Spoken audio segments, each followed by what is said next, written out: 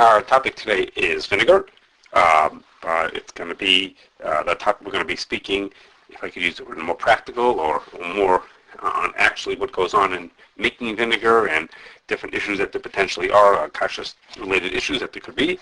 We'll do some halachic things here and there, but we'll be, if I could use the word, lighter on the halacha and more on the practical, with just some brief ideas of here and there where halachic issues come up. So, I'll start as follows. Lots of people know that the way you make beverage alcohol or ethanol, like drinking alcohol, is you take sugar, or you take sugar that's made from starch, same idea, you hydrolyze from a starch, and you ferment it. And when you add the yeast, it ferments and becomes, the sugar becomes ethanol, which is drinking alcohol. When you do that, what you end up with something that's about 12-15% ethanol. And if you want to, you can distill that to make it a higher concentration. So the 12-15% is what we think of like a wine strength. And you could distill it further to make it high up to like a whiskey strength, or even all the way up to 95% ethanol. That's about as high as you can get. Okay, so that's the way you make alcohol, like drinking alcohol. Vinegar is a secondary fermentation, which is to say you take that alcohol that you have already, or something with alcohol in it, and you ferment it a second time, and it becomes something called the ethanol. That means the alcohol part of it becomes acetic acid, and then you dilute it to a concentration of about 5% acetic acid, and that's considered to be table vinegar, like vinegar you'd use in your house to make a salad or something like that. So that's what vinegar is. Now, when you turn sugar into ethanol, sugar into alcohol, you use a microorganism. We call it yeast. The same thing. When you turn alcohol into vinegar, that uses a microorganism which is called Acetobacter. Now, the differences between them, the yeast and Acetobacter, aside that they're actually different things, but in the way their functionality is that yeast works fine if there's no air or oxygen in there, but Acetobacter will only function and only stay alive if there's oxygen present where they work in. To the point that, we know that the Gemara mentions in passing, if you leave a barrel uncovered, that's what makes something turn into vinegar. The wine bottle becomes uncovered, allows Acetobacter from the air, from out there, from the atmosphere to get in. It's not the oxygen, so to speak, that ruins the wine. It's Acetobacter starts turning the alcohol into vinegar. And the second is that when we want to make wine, we want to ferment sugar into alcohol, you can take yeast, powder or liquid yeast, and pour it in. And that's it. It starts to work to get it going. You can get it from the atmosphere, but you can just pour some in and get it going.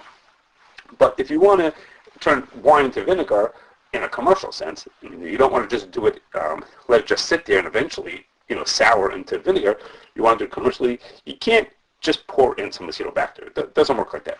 Rather, what you need to do is you need to have a mixture that has alcohol and air, and get Acetobacter living in there, slowly build up the Acetobacter in there, and then keep it going. You have to keep it alive again and again, and then as you produce, you make sure there's lots of oxygen in it, lots of alcohol in it to keep it going.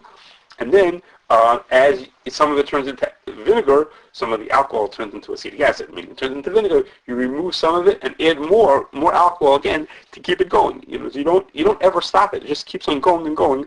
And as opposed to wine, or whiskey, which is some kind of an ethanol product, you can make it. When you finish, you stop it, and then you tomorrow start again, adding more yeast. Here you can't do that. You got to keep it alive and going for a long time. So as we go on, we'll see how these requirements that you need oxygen and that you need it to keep alive all the time are going to make a difference for how you produce it, for how you make it, how it affects the kashrus, and how it affects potentially the kashering of vinegar made in the factory. Okay, so now, there's a lot of different types of vinegar, and the difference between one and the next has to do with the source of the alcohol that was used to make the vinegar. So, for example, if you have apple cider vinegar, that's made from apple juice. The apple juice, and it's the sugar in apple juice, that is fermented into make a so to speak, apple wine, so to speak. You make like an apple cider, a fermented apple drink, or hard apple cider, you might call that nowadays. And then you ferment that hard apple cider, that alcoholic apple wine, into apple cider vinegar. Okay, so what's going on is the sugar became alcohol, and the alcohol became acetic acid, and now we have an apple cider vinegar. The same thing is for malt vinegar. That's made from something like from barley, which is malted into a beer-like beverage, and then you make it into malt vinegar, or wine vinegar.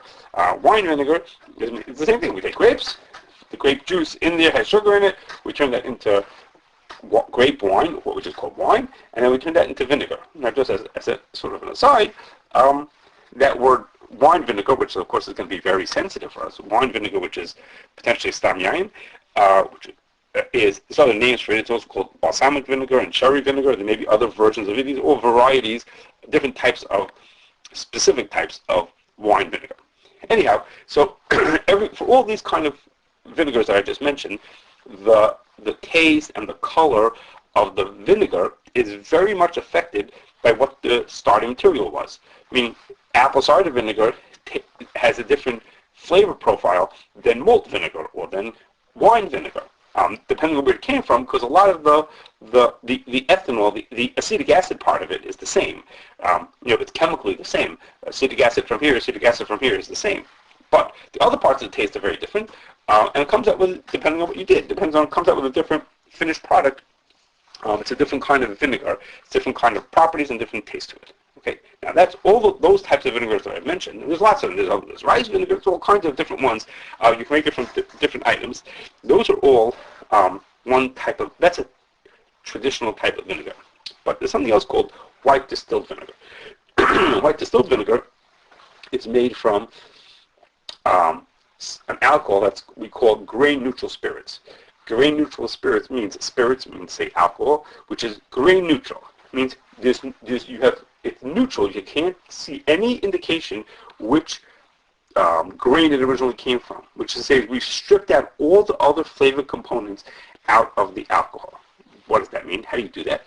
What that means is you make alcohol out of anything, essentially out of anything. Now in the United States, that would mean you make it out of corn. Got lots of corn, and corn is cheap.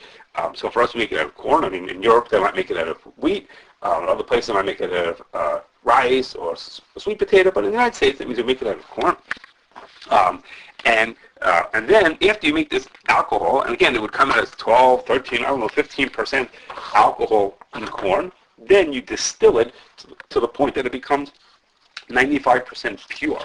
Now at that point, at that level of concentration, you have such pure alcohol that there's nothing else there other than alcohol, ethanol, and a drop of water. And that's called grain neutral spirits because it has no taste. The fact you made it from corn or from rice or from wheat or from potatoes, there's no way, or sugar for that matter, anything that you made it from, you have no idea it has no carryover from that item, and it's colorless, and it has essentially flavorless, aside from the alcohol flavor, the actual alcohol flavor. And when you make vinegar out of that, you'll get vinegar that has the same thing. It'll have a neutral taste to it. Okay. Now you can't actually make vinegar out of 95% ethanol. The Acetobacter won't function in that kind of an environment. So what you do is you dilute the grain neutral spirits to about 12% concentration. So you water them down. So first you make grain neutral spirits, then you water them down to give or take 12%, and then you can put them into a tank with Acetobacter to create your vinegar. Okay, now I mentioned all these different types of vinegars. Just about every factory that produces vinegar produces one of these types that I've mentioned, and wine vinegar. The most common is white distilled vinegar and white vinegar. Well, but there might be other ones also. But wine vinegar is very, very common in vinegar companies, which is to say is that there are, now, as a rule, wine vinegar is not going to be kosher. In most companies, wine vinegar is stam yain. It's made from non-kosher wine. So that is to say is just about every factory that produces vinegar is a kosher and a non-kosher factory. It's kosher for the parts that are kosher. Let's say the apple cider and the white distilled might be kosher, but almost every one of them is going to have in it wine vinegar as well. And of course, we're going to have to think about how that impacts on the kosher items that are being made in the factory. Is there any problems the fact that we have wine vinegar, or how does the wine vinegars potentially transfer over have any effect on what's going on in the in the other vinegars that are there. Okay, now let's think about the ingredients that you use to make vinegar. I've already said that you need that when you make white distilled vinegar, you use grain-neutral spirits and water. Okay. Aside from that, because the grain-neutral spirits are just alcohol, there's just alcohol and water. That's all there is. There's nothing. There's no other character to it. Also, you're going to have to add in a certain amount of what they call nutrients in it, which is to say is the Acetobacter needs other things to function well in. So they add in small amounts of what they call nutrients. So the nutrients and the grain-neutral spirits themselves need Hashgachah. So those are the more obvious things when you're making white distilled vinegar, that those are the more obvious things that those need Hashgachah. But as we go on, we will see that, to most people's surprise, the water that's in there also is also potentially connected and coming from non-kosher parts of the factory. We'll see how that happens. And therefore, it's something you have to watch also for. Which is to say, if you think about it, most people's focus when they think about vinegar factory, they think about is, hey, let's make sure that the alcohol, the source of the alcohol is kosher. But remember, if we have let's say, if we start with grain-neutral spirits, we take, take however many gallons of grain-neutral spirits and have to dilute them from 95% strength down to 12% strength. We need a lot of water to do that dilution. And then I told you when we finish making the vinegar, when the vinegar is all ready, it has to then be watered down to a 5% strength to use for consumer. If you want to bottle it for consumers. So there's a lot of water coming into this product, and to our surprise, that water might be not kosher as well. Okay, so it's something usually you don't think about the water. Water is of course kosher, but in this case it might not be. Okay, now when you make other kinds of vinegar like apple cider or malt vinegar or wine vinegar like those don't require any nutrients added to them typically. There's enough in the apple cider or the rice wine. There's enough in there that they don't need. That they tend to not need nutrients. But they do need water, which is to say they only need water at the end of the process. They don't need water at the beginning. The hard apple cider that comes in that's going to be turned into apple cider vinegar does not need water into it. It's at a good concentration as is, but they will need water at the end to dilute it when you want to bottle it eventually to make it at 5% strength for consumer use. Okay. Now, depending on the ways you make the vinegar, which we're going to talk about in a minute, the different methods of using it, there might be a need to have an anti-foam if the tanks get too filled with foam. And of course, anti-foam also needs Hashgachah. And last, for ingredient that I can think of is that some wine vinegars have a colorant added to it. It means if the color doesn't come out the way they like it, the color could be added to it. And the color is wine-based. The color is called Eno or Enocyanina. I don't know how you really pronounce it. Everybody calls it Eno. And of course, it's made from grapes, which is why it fits. It's good for color-wise, but it also makes it seem more real and natural to use a grape item in it. And of course, it's kosher sensitive because it is made from grapes. It's made from wine. So it's also kosher sensitive as an ingredient. Okay, now let's move now to how you actually produce vinegar. What is it? What do we do? What do we do to make vinegar? So there are two ways that it's done. And the traditional way, the way it was done, if I could use it, the original way that was done commercially is using something called a generator. Okay, what's a generator? So it tends to be a really large tank.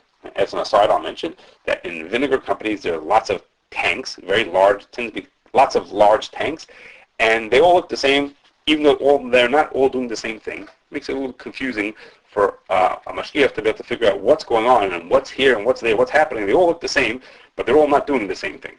Anyhow, so you have these large tanks. They tend to be large wood tanks, and the main part of that chamber, really the generator, the tank, is divided into two parts. The larger part, which is on the top of the chamber, is this big, what starts as an empty chamber, and it's filled with beechwood shavings. What is that? What are beechwood shavings? Beechwood is a kind of wood, and you take slabs of that wood and planks of that wood, and they scrape off a layer. Think about using like a plane to scrape off a layer, a very thin layer, but you scrape a long, thin layer of it, and what happens is after you scrape it off, it curls around itself. I don't know how better to describe it. It just curls around like a spring, sort of like wraps around. After you scrape it off, it's very thin, and it's flexible. It's thin enough that it could fold over, and it wraps around itself into like a snail, just wrapped all around itself. And the point is, you get these. So you know how you put thousands of shavings of these beechwood shavings into this upper part of the tank. So think about that. We have these thousands of pieces of wood, and each one of them has this circular round up shape. It's not tight like a spring, but round and round like a spring, and it's filling up this chamber. So basically, what the point here there is, it's like packing, sort of like we use in a distillation column. The point is that there's now 1 million surfaces inside this tank, and what they do is the alcohol is poured down from the top of the tank. If you spray alcohol onto the top of this tank, it's going to trickle through 1,000 different paths as it bangs into all these different pieces of beechwood shaving. It moves this way and that way, whichever, it gets broken up and sent in 1,000 different directions. And at the same time, air rises up from the bottom. So what you've got here is there's a zillion pieces of shavings, and there's a randomness to how the liquid's going to flow and their shapes.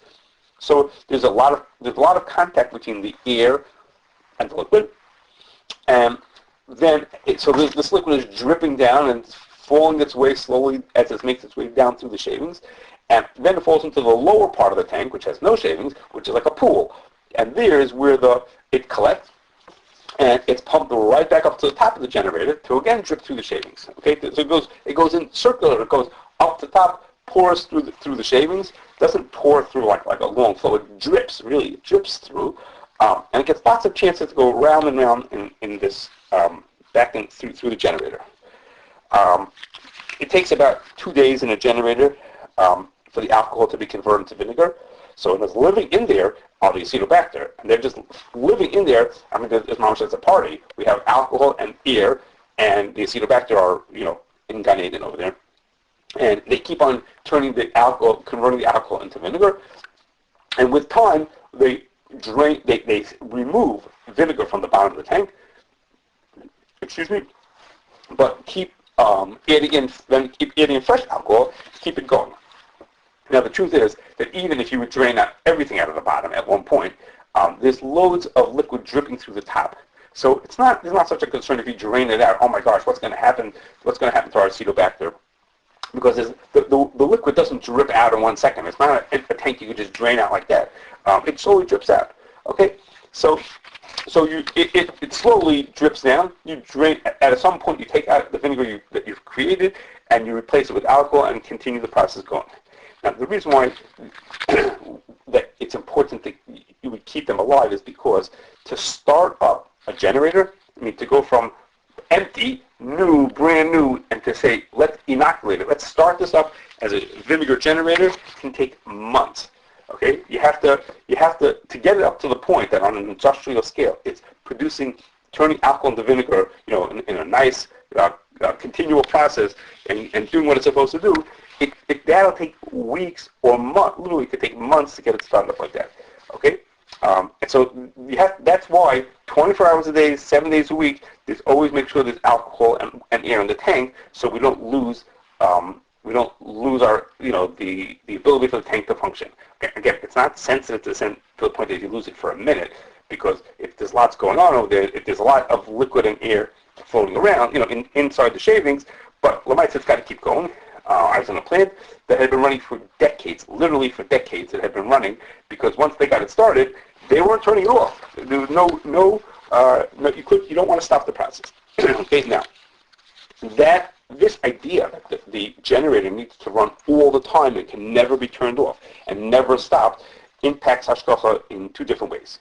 The good news is that because of this, it makes it pretty hard to switch a generator from one type of vinegar to another. In other words, you wouldn't be producing apple cider today and wine vinegar tomorrow, and that's because there's so much alcohol, residual alcohol, sitting in the shavings that to switch over from one type to another, you basically have to go for quite some time of this in between that would be not this or not that. It would be like an in between kind of a vinegar. It would be half rice vinegar and half apple cider, or half wine and half malt vinegar. It wouldn't be worth anything. So you take a long time to switch over as you slowly flushed out all the other stuff. So it's not easy. Basically, once the tank is designated for one kind of use, this generator, it stays the way it is and doesn't change. So that's good for the Hashgachah. Okay. The bad news is that if a generator ever becomes treif, if something happens to it that somehow becomes treif, it's really hard to kasher it because you can't empty it. You can't empty it to start your kashering. First, you got to get rid of all the treif ingredients that are in there before you can even think about starting to kasher it. Well, getting it completely drained out. First, it's a physical thing. It just takes a long time to get it out because there's lots of liquid trapped in these shavings. But even if you could figure out how to get it all out, well, I don't know, maybe we'd spray water into it and drain it all out. Even if we could do that, no company wants to do that because after they would do that, it would take them months to get restarted. So they're putting their generator out of business for who knows how long now by doing that. So nobody really wants to do that. So that does it makes it very difficult to kasher it. Now, just as an aside, a little halachic over here. Well, maybe we could kasher it since the bli was only through kavush and it was only through stam yain. We'll talk about it a little later, maybe next time. Is that so? You could kasher it with milu v'irui. So why don't we just keep on flooding it with alcohol or vinegar and use that to do milu v'irui? Because you're allowed to do milu v'irui with liquids. There doesn't have to be water. So do milu v'irui, kasher it with milu v'irui as a way of kashering it. So the reason why you can't do that is because milu v'irui could be done with any liquid, except, this is the way Shachta understands Ashach, except if the liquid is the same type of liquid that was there when it became treif. So that means that you can't use alcohol to kasher from alcohol or vinegar to kasher from vinegar. It doesn't make a difference if it's kosher or treif, alcohol or vinegar. If it's vinegar or alcohol, you can't use it for the kashering over here. So you'd have to use some other liquid. And again, once you put in some other liquid here, if you don't have alcohol in the tank for any extended amount of time, you're going to have to restart the tank. Okay. Now, one more piece about the generator is that when you ferment alcohol into vinegar, that process itself creates heat, and potentially that would get so hot that it would make it that the Acetobacter couldn't function well, and therefore what happens is that as the liquid is being pumped from the bottom of the tank back up to the top to be to circulate, it goes through a cooling heat exchanger to make sure it never gets too hot. If I understand correctly, it's not supposed to get hotter than about 90 degrees Fahrenheit, so it's way below Yatzla display. So that makes life easier in a certain sense. We'll talk next time about coverage and things like that. But from this perspective, it keeps the product always below Yatzla display. So that was one way of making vinegar using a generator. And that's the way it had been done for maybe 100 years. Okay, but more recent decades, companies have switched over from using generators to a more modern system called an acetator. Okay, acetator tends to be a stainless steel tank, a vertical, like a tall stainless steel tank, and it doesn't have shavings in it. Okay, the tank is just filled with the liquid, meaning alcohol that slowly turns into vinegar. Alcohol slowly turns into acetic acid. And what it has is on the bottom, it's got a distribution arm that spins around and spews out air, puts lots and lots of air into the tank, again, because the Acetobacter needs air. And the Acetobacter are living in the mixture of liquid and air that are in this tank. Okay, so they're just living there, not on shavings and not on drippings. It's just a tank full of liquid, and there's lots of bubbles floating up in it, and the Acetobacter are just living in that mixture. And as just like with a generator, you got to always make sure there's enough alcohol in there and enough air in there to keep the Acetobacter going. And what they do is, as the alcohol converts into vinegar, they drain out vinegar and add in new alcohol. But over here, then they switch out the alcohol, the vinegar, and put in new alcohol. And like I said before, by the generator, the liquid needs to be cooled, because if you don't cool it, it could get too hot. So there's two ways to do that. Either they pull it out and put it back in, like I said, with a heat exchanger. Some liquid comes out, goes to the heat exchanger and comes back in. or there's an internal cooling coils right there in the tank itself. Remember, in the generator, you need to take the liquid out anyhow to pass it, to put it back to the top for spraying back on. So that's a good way to cool it. Here, you could do that if you want to, but you could sometimes it's simpler just to put in the cooling coils inside. Now, there's a big difference between acetators and generators. In a certain sense, they have an exact opposite properties for our perspective of one another, and that is like this. If a person turns off an acetator, or the airflow stops even for like a minute, you can, in a minute, that could ruin could kill all the Acetobacter. You might lose it completely. But even so, you can restart it relatively quickly. You could either put in unpasteurized vinegar, meaning raw vinegar that has in it live Acetobacter in it, or there's another way to do it with culture that takes a little bit longer. But basically, either you can start it up instantly, or you could start it up in a couple of days, as long as you have the right starting materials, right? And therefore, in that sense, it's very different from the generator that takes forever, weeks or months to get it started up. So the properties I mentioned before here, the good news and the bad news about a generator, it's exactly the opposite. In a sense, it's exactly the opposite for an acetator. And that is as follows.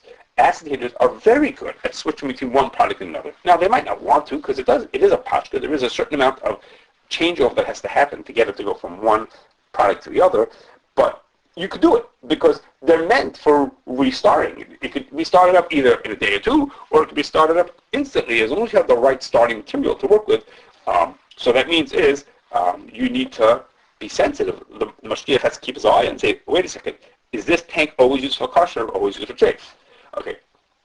It also means that if you could stop and restart it, the good news is it makes it easier to kasher because we can empty the tank out. First of all, there's no shavings in there, so it's easy to empty it. Empty is empty, no problem. Just drain it out and it's empty. Wash it down.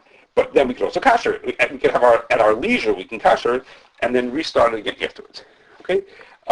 So the bad news is it could switch from kasher to treif or treif to kasher more easily. But the good news is if that ever happens, if something goes wrong, then we have a way to kasher. Okay. So now let me talk about one more part about making vinegar for this time, and then we'll leave for next time some other last bits about how we make it and some halachic type issues that relate to vinegar companies. Okay, and the last part we're going to talk about today is concentration, and that is after we've made our vinegar, either through a generator or an acetator, whichever one we used, the vinegar that's finished, the finished vinegar is about 12% concentration of acetic acid. In the United States, that's referred to as 120 grains. 120 grains means 12%. Okay, so the grains is 10 times the percent, so to speak. In other countries, they do it a little differently. Some other countries, they do it differently. But in the United States, like in Canada, 10 grains, it means 0.6% acidity, not 1%. Okay, whatever it is, but other people do it a little differently.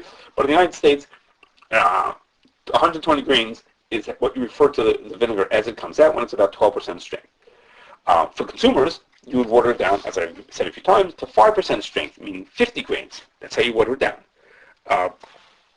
And for industrial use, people who work in industry, they actually would like it rather than, they want it stronger than 12%. They don't want 5% vinegar like you use in your house. They want 20% or 30% concentration, meaning 200 or 300 grain vinegar, because it's easier to transport, it's easier to handle. When you make your ketchup or your pickles or your mustard, whatever you want to put some vinegar into it, you don't have to put in as much. You just need the concentration of acetic acid. So they want that at stronger strength. Before I explain how we do that, I'm going to mention in passing, there's a Magen of Ram in Tafnim Zayin. He talks about strong vinegar and weak vinegar. Not clear exactly what he's talking about, but it's possible. Strong vinegar means the vinegar as it comes out of the fermentation, when it's like 12%, and weak vinegar would be the kind of vinegar you use in your house, give or take 5%. Again, maybe that is, maybe that's not what it means. Anyhow, so we're thinking about how do you, to dilute vinegar from 120 grains to 50 grains, I mean from 12% to 5%, that's easy. Just add water. No problem, it's diluted. But how do you concentrate it from 12% to 20% to 30%? So there's two ways to do it that I'm familiar with. One is a reverse osmosis. That's a fancy way of saying filtering. And that means The acetic acid molecules are larger than the water molecules. So what you do is you take your 120 grain vinegar, you pump it through a membrane like a filter, and the filter is such that water can pass through it and vinegar cannot. So what you do is the water passes through, and the vinegar, the vinegar that stays behind, is more concentrated because the water, it's lost water, so it becomes more concentrated. Okay. And the other way of doing it is through freezing. And that is to say, is you put the vinegar into a tank. It looks just like every other tank in the building. You put it into this tank that basically is a big freezer, and it sits there for usually more than a day because it's a big tank. So it takes a long time to chill the vinegar down to the point that the water starts freezing. The vinegar does not freeze. The water is freezing. It's turning into ice. So what you'll end up with is this big chunk of ice in the middle of the tank. And the liquid that's not ice, the liquid that's not, is now more concentrated than because it lost some of that water. The water froze, the vinegar did not freeze. And then what you do is you drain it out. The liquid that you drained out, liquid you drained out is now at a higher percentage, and you now have your concentrated vinegar. Okay, so in both of these cases, whichever way you did it, whether you did it through reverse osmosis, or you did it through freezing. Either way you did it, what you want is the concentrated vinegar. That's what you're trying to do, create concentrated vinegar. But the lemaisa is there's water that's left over, either as ice or on the other side of the filter, or that went through the filter. Went through the filter. Okay, so that water is not pure water. That water has in it traces of vinegar in it, of course, because the filtering and the freezing are not perfect. They don't make perfect water and perfect vinegar. Of course not. There's a certain amount of carryover that the water has in it, a certain amount of traces of the vinegar that it came from. Okay, so that water is not just plain old water. That water is water with drops of vinegar in it, and it's a perfect thing to use when you want to dilute the alcohol or the vinegar in the factory. Remember, if you're making white distilled vinegar, you need to distill your original alcohol with water before you can start changing it into vinegar. Well, this is water that not only is it free water, it's water that you don't have to pay for to get it. You have this water ready. Not only that, but this water has in it a certain amount of vinegar ready, and whatever you have in there, the flavor or the acetic acid that's in there, will go into your new product, which is good for you. What you get, basically, so to speak, getting it for free. Or the same later, when you want to dilute your vinegar and turn it into from 12% to 5% to make for consumer use. So this vinegar comes with extra character, water and with flavor and acetic acid to it. So you use that. Okay. So in both, you use lots of water for both of those processes to dilute the alcohol when you want to start the process, or the vinegar when you want to bottle it. So it's a great way to use it, and that means is the water that's being used for those processes might be coming from the trace part of the plant.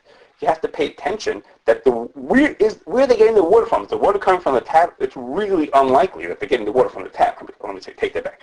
If they're concentrating vinegar, not everybody does that. If they're selling vinegar in concentrated form, then you have to think about it and say, wait a second, if you're selling vinegar in concentrated form, the water's going someplace.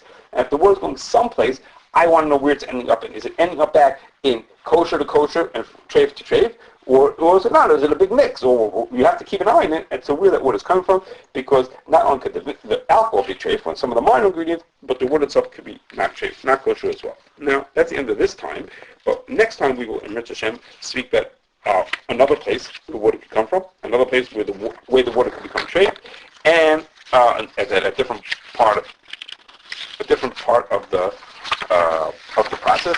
We'll talk about some other details like that, and then we'll briefly go through a bunch of the halachic issues that relate that are particular to vinegar companies.